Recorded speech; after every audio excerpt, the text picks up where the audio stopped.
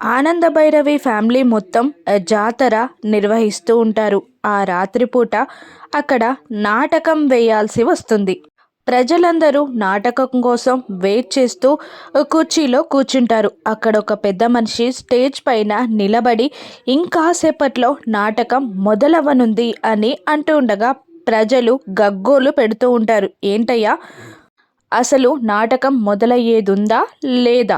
గంట నుండి అదే పాట పాడుతున్నావు అని అతని పైన ప్రజలు మండిపడుతూ ఉంటారు. ఇక ఆ పెద్దాయన ఆనంద భైరవి వల్ల మామయ్య గారు ఆగండి, కాస్త ఓపిక పట్టండి అని బ్రతిమిలాడుతూ ఉంటాడు. ఇక ఆనంద భైరవి భర్త బావగారు కూడా ప్రజల్ని బ్రతిమిలాడుతూ ఉంటారు. ఆనంద కూడా ఆగండి, కాసేపు ఓపిక పట్టండి అని అంటూ ఉంటాడు. ఇక ఏమైంది మామయ్య గారు అని అడుగుతుండగా వాళ్ళ ఫోన్లు కూడా స్విచ్ ఆఫ్ వస్తున్నాయమ్మా అని అతను టెన్షన్ పడుతూ చెప్తూ ఉంటాడు. అసలు ఏం జరిగిందంటే నాటకం వేయడానికి బస్లో వచ్చిన వాళ్ళని అనన్య అడ్డుకుంటుంది. బస్లోకి వెళ్ళి మీరు ఇటు నుండి ఇటే వెళ్ళిపోవాలి, మీకు డబ్బులు విసిరేస్తాను అని అంటూ ఒక 50,000 డబ్బుల కట్టని వాళ్ళపైకి విసిరేస్తుంది అనన్య.